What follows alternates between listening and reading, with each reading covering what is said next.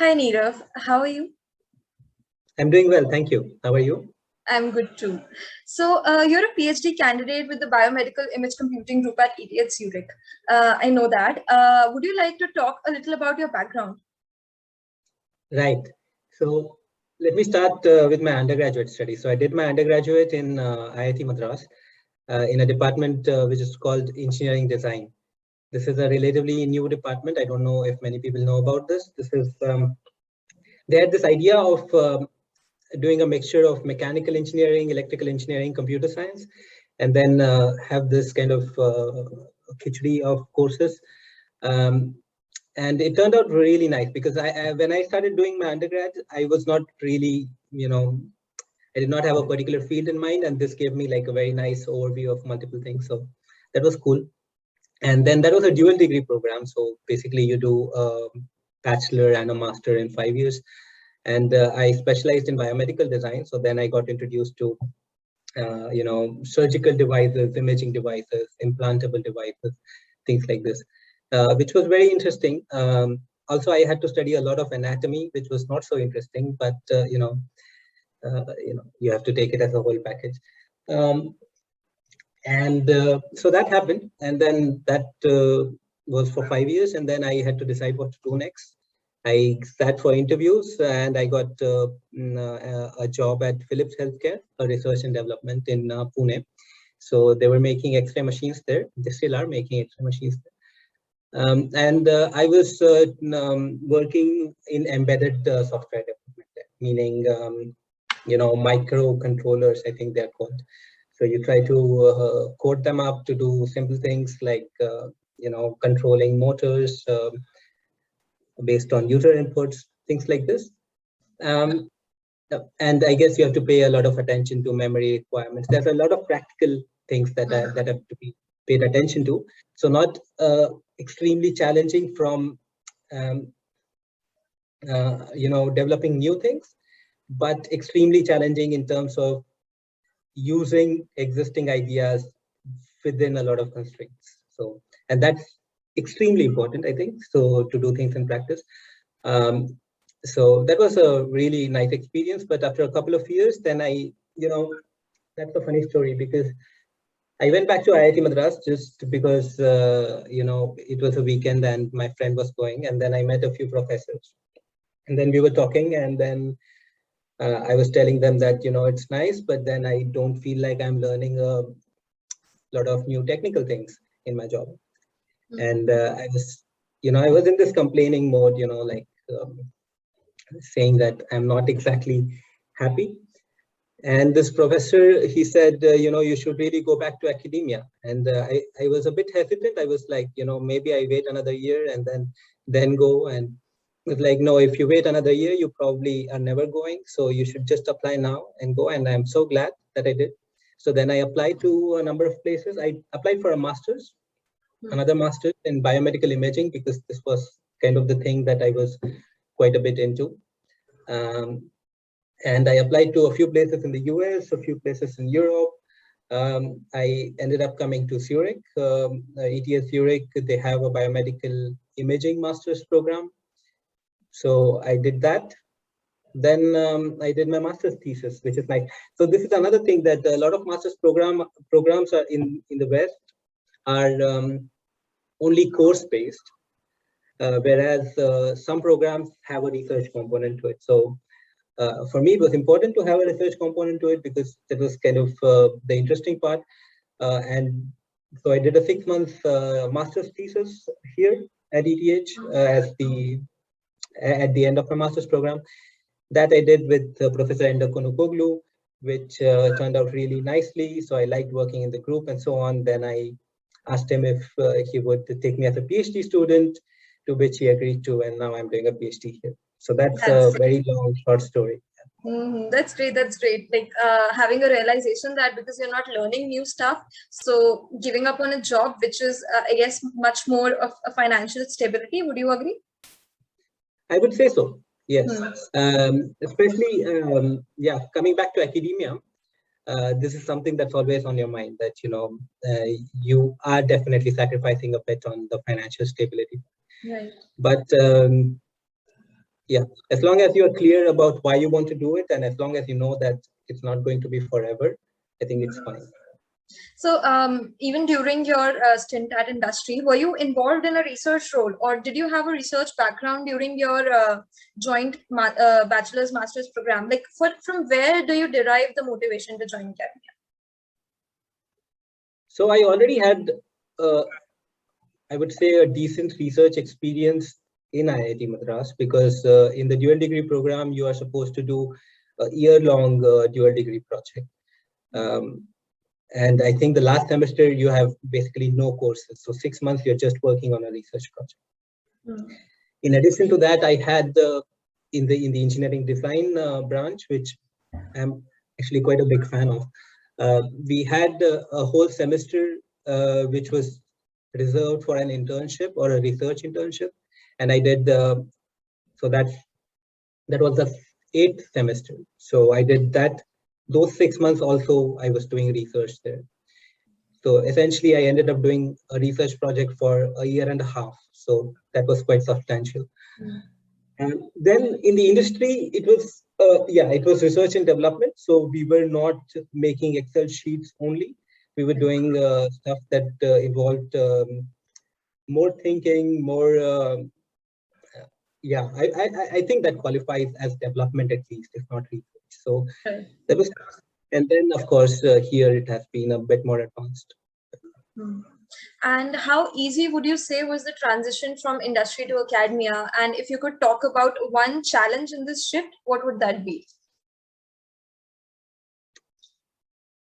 I think it was not too difficult for me. So because it was clear why I wanted to do it, when I came to Zurich, I was extremely motivated. And there were challenges, of course. You have to get used to the new environment, and then you're not earning money. And you have to live like a student again, and so on. But I think it was fine because it was clear why you wanted to do it. And then for a couple of years, you go through that. Okay, I don't know if you can call it struggle, but okay, some kind of hardship. And then at the end of it, you have more skills, and then I think that's worth it. Right. So another question would be, research, unlike industry, doesn't run on short-term goals, right? So is this a good part of being a researcher? Yeah, like most questions, the answer to this is it depends. If you're motivated enough, you can formulate short-term goals for yourself. So there's nothing like no short-term goals, right? Even if you have a long-term goal, you always end up splitting that up into short-term goals. So in research, I guess you have to do it for yourself, or it depends on the group. Sometimes there's a hierarchy, and then you still have some kind of a boss in academia as well. And they end up setting up these short-term goals for you. Otherwise, you do it. But yeah, there are always short-term goals. But I guess the nice part in academia is that you also have some kind of a longish term goal, and then you can keep working towards that. And every once in a while, you have to recalibrate, you reevaluate, and so on. Yeah. So I don't think it's very different. Okay, let me rephrase that. I think the difference between the industry and academia is that you have to do more things yourself. You have to take more initiative. You have to, plan things for yourself. In that sense, it's more like having a startup, if you wanted to compare it with academia. Because startup people are also, not so rich in the beginning, and then in academia also people are not so rich. So that's another commonality, and both of them have to kind of self-motivate themselves. I think that would be a better parallel. Since you talk about startup, this takes me back to a tweet that I recently read that in healthcare domain, startups happen to be more successful as compared to big tech giants. Do you think this is true? And if yes, to what extent and what could be the reasons? That's very interesting. I did not know that.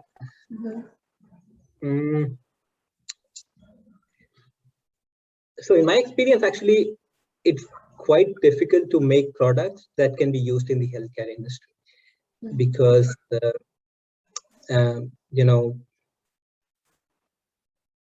things are really variable in the real world, and to make something that works in the clinics turns out to be quite a difficult thing to do.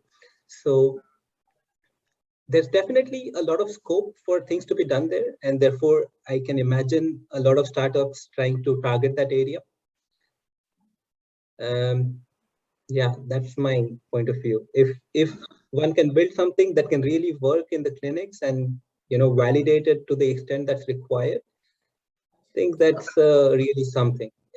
So there's this conditional constraint if one can build something that works. And similar kind of situation came up when we were reading tons of research papers about COVID, but none of them could actually, help substantially in the present scenario. What do you think makes it so hard for research in medical domain to be applicable on ground? So specifically within machine learning, I think a clear thing to say is the lack of data, because there's so much variability in the clinics and you just do not have enough data to be able to do some statistical analysis based on that. So that's the clear downside. So, and an opportunity if you look at it. So if you have to build something that you have to put in a lot of domain knowledge, and based on that build something which with a little bit of data can do something meaningful. I think that's the biggest challenge. So we end up on the biggest concern of the era, data problem.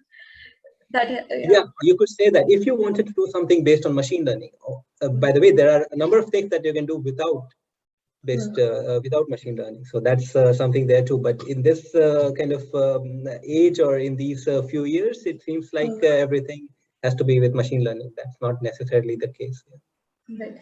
So this is another question that I have now, that domains like, say, social robotics or AI in healthcare are something where you're almost directly interacting with the human to benefit them out of AI.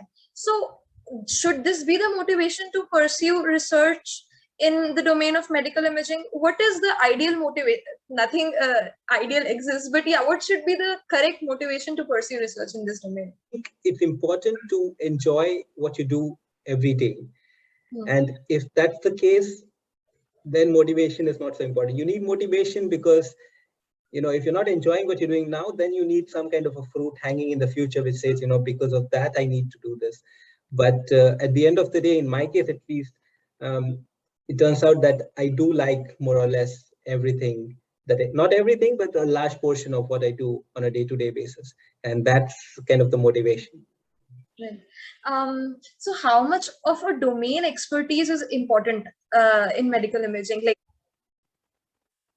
domain knowledge helps, but it's something that can be acquired relatively easily. At least the kind of domain knowledge that's required to do medical image analysis right now is something that one can acquire in a few weeks of starting a project. That's my answer. What was the most challenging situation that you have been in during your PhD years? What would that be? So I have to admit that I've been very lucky. My PhD has been relatively smooth sailing.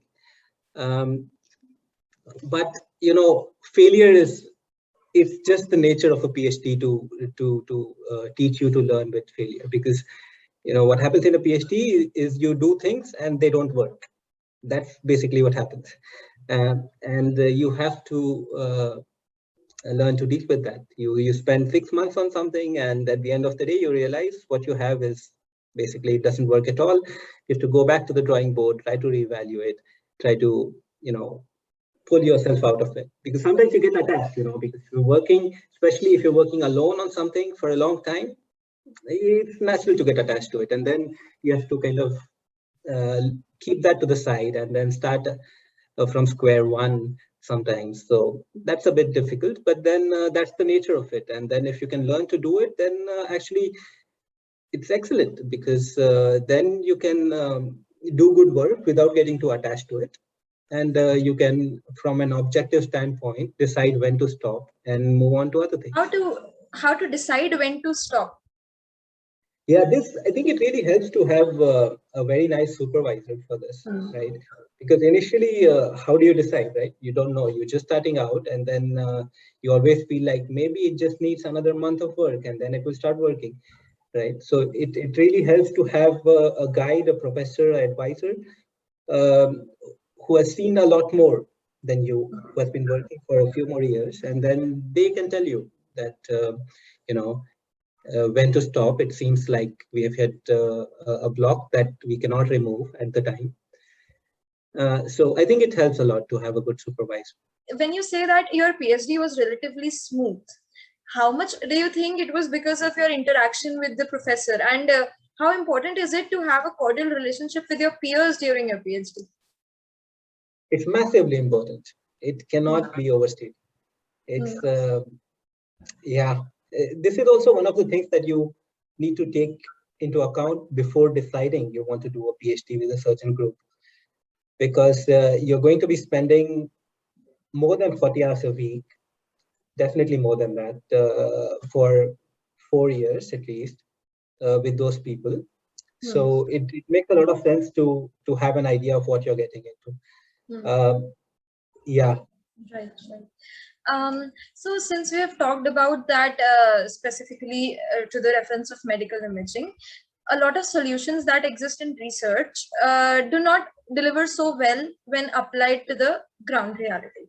Right. What would be the path after a PhD if you're a medical imaging person? Like, would you continue with research, do a postdoc, or would you try to switch to a startup where, because if the work is lesser on the ground, is it right that the number of startups or companies working in the domain will also be lesser, or job opportunities as such would also be lesser?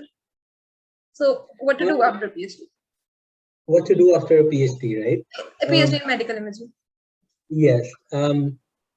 So yeah, this is very relevant because I have been thinking about this recently. And basically, well, there are two options, right? So you do a postdoc, and then with an idea that you will be a professor somewhere, or you go to the industry and try to work there. Both are very nice, especially in medical image analysis. It's a very hot field right now. So there are a number of jobs. So if you want to work in the industry, it's very likely that after a PhD in a good place, you will find a good job. There are other fields, of course, where, you know, after a PhD, you may not get jobs which do justice to the kind of knowledge that you have. But luckily, that's not the case in this field right now. So then again, it really depends. So both options are equally open. And again, the choice is the same, that in the industry, you have a bit more money and a bit less freedom. That's my view. Then you decide what to do based on that. Right.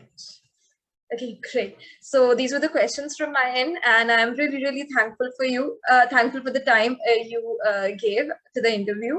And I hope a lot of people, a lot of undergrads like me, or people who are motivated to pursue research will have a lot of answers from this interview. Super. Thank you very much, Shambhavi.